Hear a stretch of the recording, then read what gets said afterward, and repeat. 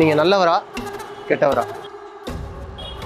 இந்த கேள்விக்கு இவருடைய பெயர் தான் ரொம்ப பொருத்தமான பெயராக இருக்க முடியும். வீரப்பன்னு சொன்னாலே மோசமானவங்க, கெட்டவருங்க அப்படின்னு சில பேர் சொல்லுவாங்க. சில பேர் நல்லவருங்க அப்படின்னு சொல்லுவாங்க. இன்னும் சில பேர் இல்லைங்க நல்லதும் பண்ணியிருக்காரு கெட்டதும் பண்ணியிருக்காருங்க, சரியா சொல்ல தெரியலங்க அப்படி கூட சொல்லுவாங்க.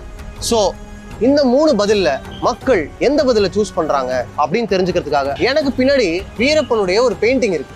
அதுல வீரப்பன் நல்லவர் அப்படின்னு சொல்ற மக்கள் கிரீன் பெயிண்டால பெயிண்ட் பண்ணுவாங்க.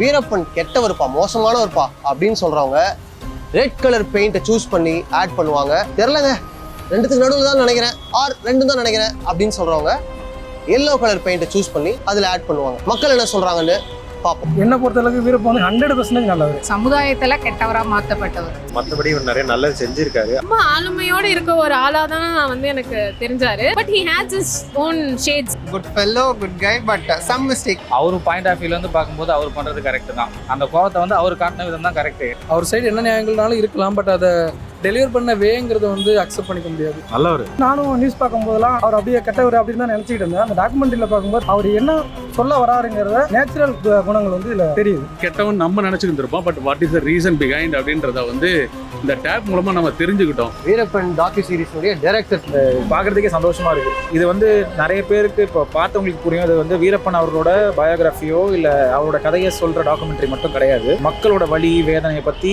பேசுற ஒரு கோர் கதை இதுக்குள்ள இருக்கு. வீரப்பன் நல்லவரா கெட்டவரா?